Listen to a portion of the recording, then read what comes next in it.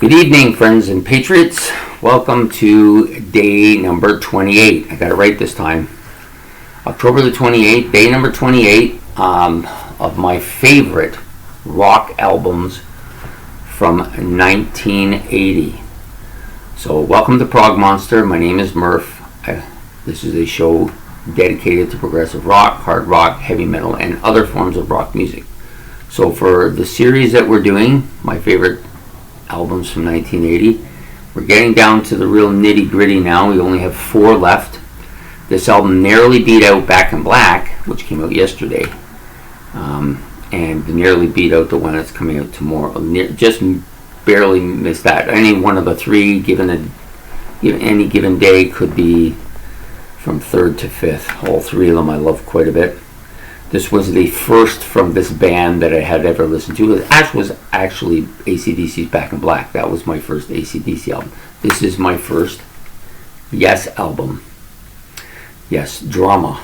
Drama was the first one. And I think it was the first one primarily because it was the one that came out the year that I started getting into Yes. And so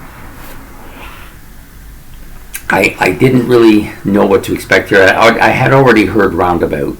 And we were, my friend would say, oh yeah, we got to get this new Yes album. Let's hear what it is.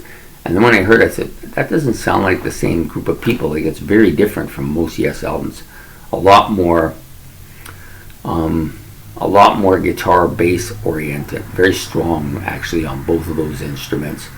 Not as keyboard dominated as it was on Tormato and some of the predecessors. And it's not that Jeff Downes didn't play on this album. He played a lot. It's more guitar and bass dominated. Okay, so there's 6 tracks on this album. All of them strong. I don't find any weak sisters on this at all. In fact, and many people would say Man in a White Car, but I have always liked that for some reason. I sing it all the time.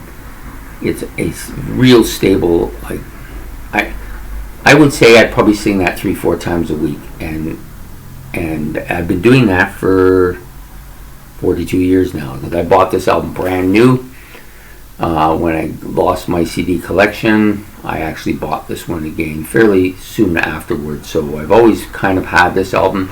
It's been a regular. I play it probably a dozen times a year. One of my favorite Yes albums. And I like this artwork too. This is a kind of return to Roger Dean form. They got away from that a little bit on the 2 previous albums, but back at it here. So, no John Anderson on this album, no Rick Wakeman on this album. They were replaced by the 2 members of the Buggles, Jeff Downes and Trevor Horn on this album.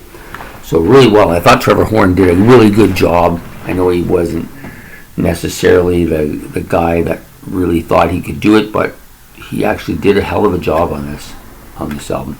So the tracks on this album. Tracks on this album: Machine Messiah, heavy. For Yes, it's a very heavy song. Lots of really killer guitar solos on this. Some real good riffing. I want to say right off the bat, this song starts it, but most of the songs have really good lyrics, really interesting storyline. The keyboards are kind of different than I'm used to, more of a, kind of reminds me a bit of that Rainbow Rising Tarek Woman, that kind of keyboard sound. It's not the same, but very similar sound to that. I like that a lot too. Then of course Man in a White Car, which we already said about. Then, because Does It Really Happen? Now, this was the sole track on here I didn't like when I first heard it. And I would say now it's probably my top 2. I love the bass on it. I think the guitar is excellent. Even the drums are memorable on this particular song. Yeah, Does It Really Happen? So now, if I was still owning an LP, we'd be on side 2. But since we're not, we're going into the back half of the album. Into the Lens, that was my favorite track when I first got the album. I listened to it all the time. At first, I was only listening to it. I wouldn't listen to really any other tracks, play them all once, and then just kind of let them sit there and play this. Then I got into listening to the whole album after that. Run Through the Light is a really cool track with some nice keyboard bits in it. I think it's overshadowed in some ways by Into the Lens, Does It Really Happen, Machine Messiah, and of course the final track, which is Tempest Fugit, which is probably, over the length of this album, is probably my favorite song. I love the bass riff in here. I love Steve's kind of screeching guitar distortions that he does during the bass solo. Just amazing. Yeah, overall, I would say this is a very, very strong album.